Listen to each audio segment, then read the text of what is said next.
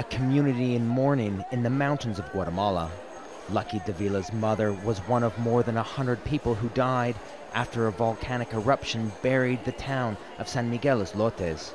After days of not knowing, Lucky will finally be able to put her mother to rest. It's a small consolation during a time of immense grief. I give thanks to God that they found my mother's body. They were looking for her for 3 days. For 3 days, we didn't know anything until they told us she was in the morgue.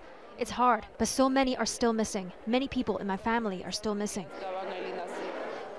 Since Sunday's deadly eruption, dozens of bodies have been handed over to relatives. Some people here have been able to get some closure, but 2 hours away in the city of Escuintla, others are just starting the challenging and sometimes long process of trying to identify their loved ones.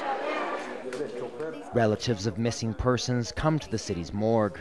Family members describe important physical characteristics. Blood samples are then taken for DNA analysis.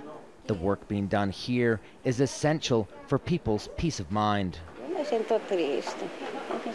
I feel sad. I feel sad because I want my family to be found and brought to my house. Even if it's just the bones, I want them in my house. I want to give them a funeral and a proper Christian burial. This is my wish. Identifying the dead is a laborious task. While Guatemala might have enough qualified staff, forensics officials say their budget isn't enough to respond to a disaster of this magnitude. The cadavers have been exposed to high temperatures while being buried for days. This has cooked the body's tissues, which could mean the bone cells have died. It's possible we'll have to repeat some of the tissue and bone samples to get a genetic profile. That means it could take weeks or even months to identify the dead.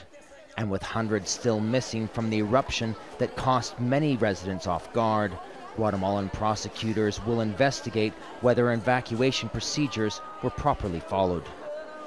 David Mercer, Al Jazeera, Guatemala.